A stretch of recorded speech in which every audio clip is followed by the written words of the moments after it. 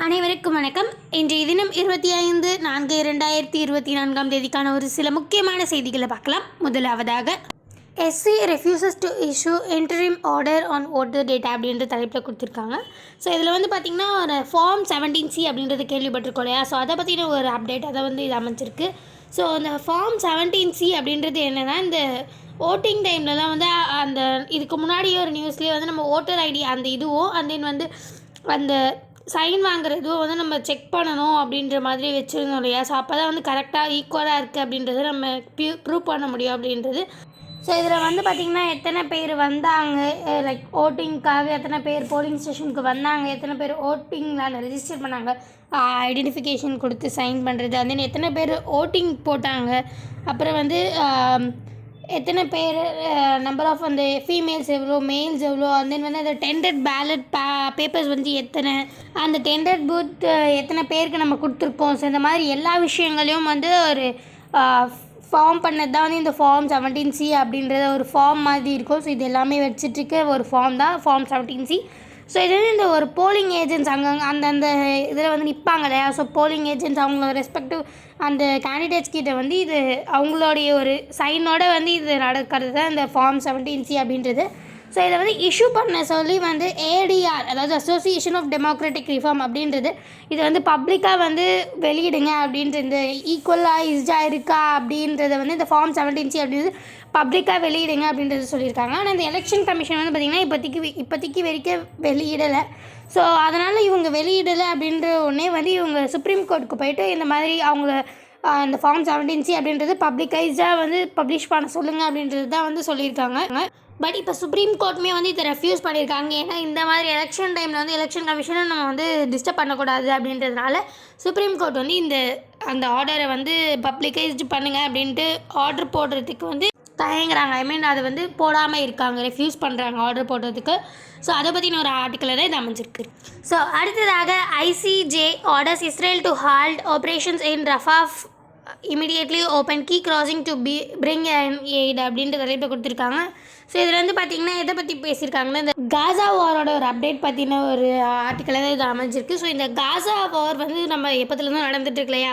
So இப்போ அது ரீசெண்டாக இஸ்ரேல் நிறைய இந்த காசாவில் அட்டாக் பண்ணும்போது ஆல்மோஸ்ட் நிறைய பேர், ஆல்மோஸ்ட் 1.5 மில்லியன் பீப்புள்ஸ்க்கு மேலே அவங்கள துரத்தி கீழே southern side of the Gaza, south side காசாவில் சவுத் சைடு பார்த்திங்கன்னா ரவாஹ் அப்படின்ற ஒரு ஊர் அமைஞ்சிருக்கு. ஸோ அந்த இடத்துல ஆல்மோஸ்ட் 1.5 மில்லியன் பீப்புள்ஸ்க்கு மேலே இந்த பாலஸ்தீனியன்ஸ் அங்கே இப்போ தங்கிட்டுருக்காங்க, தஞ்சம் அடைஞ்சிருக்காங்க. இந்த பக்கம் எஜிப்துமே பார்டர் க்ளோஸ் பண்ணிட்டாங்க.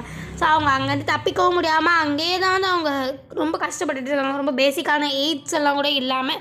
ஸோ இந்த மாதிரி டைமில் இப்போ மறுபடியும் இஸ்ரேல் அந்த கரெக்டாக அந்த ரவாஹ் அந்த இடத்துல பார்த்திங்கன்னா அட்டாக் பண்ண போகிறதா அப்டேட் பண்ணியிருக்காங்க. ஸோ இது குளோபலாக எல்லா கண்ட்ரியுமே எதிர்த்துட்ருக்காங்க. ஸோ ஆல்மோஸ்ட் இந்த ICJ, அதாவது இன்டர்நேஷ்னல் கோர்ட் ஆஃப் ஜஸ்டிஸ் அப்படின்றது, ஸோ இது பார்த்திங்கன்னா UN உடைய ஆர்டரில் யுனைடெட் நேஷன்ஸோடைய இதில் இது ரொம்ப மிகப்பெரிய கோர்ட்டாக ஜஸ்டிஸ் இன்டர்நேஷ்னல் லெவலில் கோர்ட்டாக அமைஞ்சிருக்கு.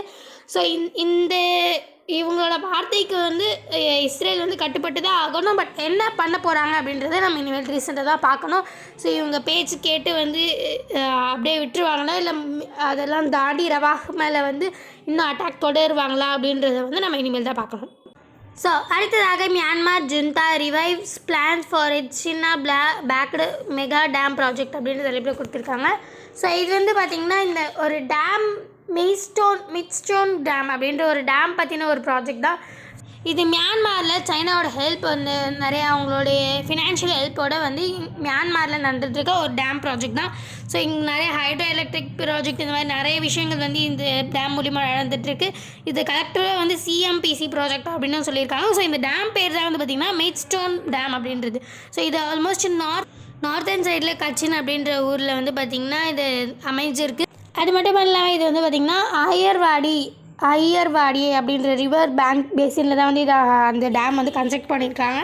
ஸோ இது ஒன் ஆஃப் இந்த பெல்ட் அண்ட் ரோட் இனிஷியேட்டிவ்ஸ்லேயுமே இது அமைஞ்சிருக்கு. இந்த டேம் கட்டுறது அப்படின்றது இந்த பெல்ட் அண்ட் ரோட் இனிஷியேட்டிவ் அப்படின்னு சைனாலேருந்து மியான்மருக்கு நிறைய பண்ணிகிட்ருக்காங்க இல்லையா?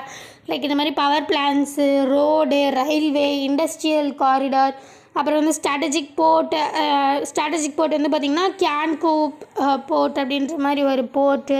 ஸோ இந்த மாதிரி விஷயங்கள் வந்து மியான்மருக்கு பண்ணி கொடுத்துருக்காங்க. ஸோ அதை பற்றின ஒரு ஆர்டிக்கலாக தான் அமைஞ்சிருக்கு. இது மட்டும் இல்லாமல் இந்த டேமில் இவங்களுக்குள்ளே வந்து ஒரு நல்ல மியூச்சுவல் அண்டர்ஸ்டாண்டிங் வர்றது வந்து சைனாவுக்கு வந்து எந்த விதத்துலலாம் பெனிஃபிட்னு பார்த்திங்கன்னா, அவங்க வந்து வெஸ்ட் ஏஷியாவுக்கு வந்து அந்த மலாக்கா ஸ்டேட் மூலிமா தான் இப்போல்லாம் போயிட்டுருக்காங்க. ஸோ இது மலாக்கா ஸ்டேட் மூலிமா டிபெண்ட் பண்ணி இல்லாமல் இவங்க மியான்மர் வழியாகவே வந்து வெஸ்ட் ஏஷியாவுக்கு வந்து நிறைய பண்ணலாம், ட்ரேடிங் பண்ணலாம்.